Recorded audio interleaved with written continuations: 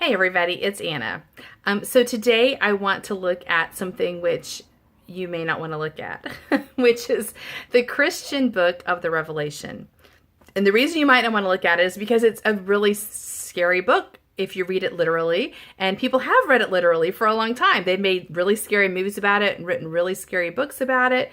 And it's just kind of like this epic battle between good and evil and, like plagues and wars and all this stuff.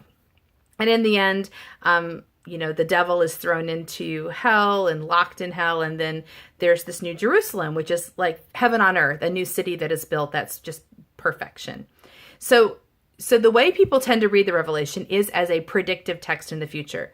But that's because a lot of people think apocalyptic means end times, but it doesn't. Apocalyptic actually means revelation. It means there's a teaching that is deeper than a surface understanding of things. So our ego mind sees things in a very surfacey way, but this kind of literature is trying to get to a spiritual truth that's sort of hidden from the rational mind. So it's trying to relate to something within ourselves and to remind us of something that we might have forgotten. So if you think of the Revelation as a predictive text, then you're kind of like powerless, because basically you're just waiting. Like, things are really bad right now, but you can't do anything about it. You're just going to hunker down and wait, and then you're going to get rescued. And then, someone bigger than you, God or the angel Gabriel or someone, is going to rescue you. So all you can do now is wait it out. And I don't think that's a very good use of our time. And I also don't think that humans are on this planet to be powerless and to wait it out. I think we are here to be the agents of divinity on the earth. And so when we get messages like the Apocrypha, like the Revelation, I think we have to ask ourselves, what is it trying to get us in touch with right here and now that would actually change our lives and change the world around us? So if we think of the Revelation as a current teaching of trying to show us something right now about ourselves, I think the most interesting thing is the New Jerusalem, or the Holy City, which is us. It's where our soul lives. Right now within us, there is a holy city. There's this gorgeous, beautiful city that's verdant and abundant. And there's this river running through it that's full of living water that sustains and enlivens and supports life. There's this tree growing leaves that are medicine for the nations. So inside of this city, there is life, and there's abundance, and there's healing, and there's creativity, and there's new stuff happening. And that's where our soul is doing its work. Another thing about the city, according to the text, is that it doesn't close its gates, which means anyone can come in and out. It's not afraid of enemies. It has no enemies. It can sustain itself against any sort of made up attack, because it is powerful. It is the truth of who we are, and it is not in danger. There is no drama. There's no fear, because it is so powerful and so complete in and of itself.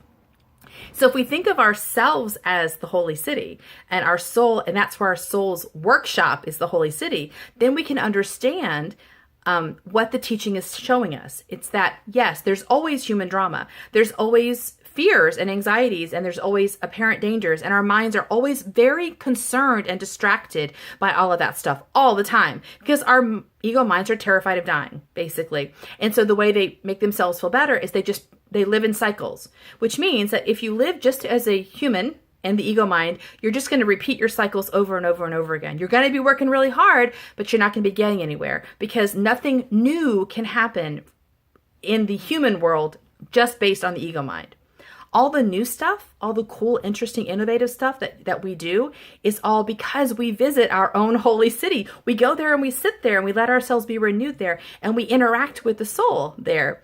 And that's where the human and the soul have their dance. They come together. The human brings all the crap. The soul says, bring it in, bring it to the holy city. Here we will transform it. We will massage it. We will heal it, and we will make something new.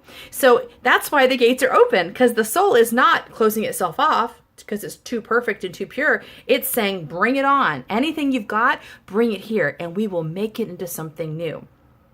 And so when we think of it that way, we realize all these battles and struggles and everything that the Revelation's talking about is like the ripples of the surface on the ocean. Like, there's lots of waves and it's very dramatic and stuff. But below all that activity, there's this beautiful still ocean that's perfectly at ease and not a bit dissuaded and not overwhelmed by all this drama.